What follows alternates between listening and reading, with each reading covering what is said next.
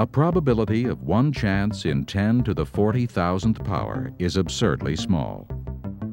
To illustrate this, consider the probability of snatching a particular atom out of the entire universe is 1 chance in 10 to the 80th power. After making this calculation, British mathematician Sir Frederick Hoyle stated, "The likelihood of the formation of life from inanimate matter is 1 to a number with 40,000 noughts after it. It is enough to bury Darwin and the whole theory of evolution. There was no primeval soup, neither on this planet nor any other. And if the beginnings of life were not random, they must therefore have been the product of purposeful intelligence." We can prove mathematically that evolution is just a joke. It couldn't possibly happen. Richard Dawkins, for example, one of the leading evolutionists, in his book, The Blind Watchmaker, he acknowledges that the nucleus of every cell, plant, animal, or human, has a database larger than the 30-volume set of the Encyclopedia Britannica. All life, plants, animals, and man, are made up of cells. Each cell is a miniaturized city performing the complex functions required for life to exist.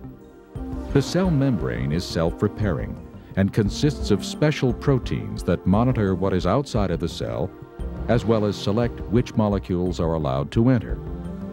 These proteins act as pumping stations, controlling the import of nutrients and the export of waste materials. Inside the cell, we find staggering complexity. For example, the endoplasmic reticulum is a transportation network with protein-producing factories called ribosomes. The ribosomes produce many types of specific proteins, while the ER channels them to precise locations. The Golgi bodies transport proteins to the exterior membrane, while lysosomes act as digestive organs that break down and recycle larger molecules into particles the cell can use. The mitochondria are the power plants of the cell, producing the fuel that the cell consumes. The nucleus contains the data center, which governs cell activity. Inside the nucleus, we find the chromosomes, which contain the DNA molecule that functions as a library and contains all the coded information needed for life. Billions of instructions are coded on this error-detecting and error-correcting, self-replicating molecule. Only if all of these structures were created simultaneously could a cell function. For example, to produce DNA, a cell requires more than 75 different types of proteins. Yet these proteins are only produced at the direction of DNA. The only solution to this dilemma is creation. The odds of getting DNA making protein on a roll of the molecular dice is like the odds of getting a 13 on a pair of gaming dice. The potential is not there. The probability is just plain zero. Evolution teaches that bacteria were one of the first life forms to evolve from chemicals. Many bacteria propel themselves with a type of miniature motor called a flagellum. These extremely efficient reversible motors rotate up to 100,000 revolutions per minute. The bacterial motor is similar to an electric motor.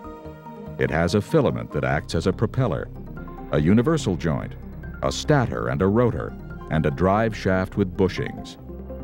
Each part of the motor must function, or the bacteria will die. Since bacteria can start, stop, and change direction and speeds, they must have sophisticated sensors, switches, and control mechanisms. All of this is highly miniaturized. 8 million of these motors would fit in the cross-sectional area of a human hair. While bacteria are small, they are not simple. You know, I think probably the weakest link in all of evolution theory is the idea of the origin of life from non-living chemicals. It's probably easier to get from a cell to a person than it is to get from chemicals to life. The gap there is just so incredibly large. I'm convinced that life is so complicated, so complex, so intricately engineered that wherever life exists, God created it. It could not have come by natural processes. Life comes from a creator, and that creator tells us that he created life here on earth. Here we see it, unimaginably complex. It must have been created. I believe humans evolved to where we are today from single-celled organisms based on the theory of Darwinism and natural selection. I don't think that there was any sort of divine intervention. I believe evolution is pretty much a proven theory. I don't believe in a higher order, just because the fact that I haven't seen any, proof or, concrete evidence of that, and until somebody shows me, that there is, then I'm going to have an aversion to organized religion, and I'm going to stay on the basis of chemical evolution. No life is simple, and all life shows the handiwork of a designer.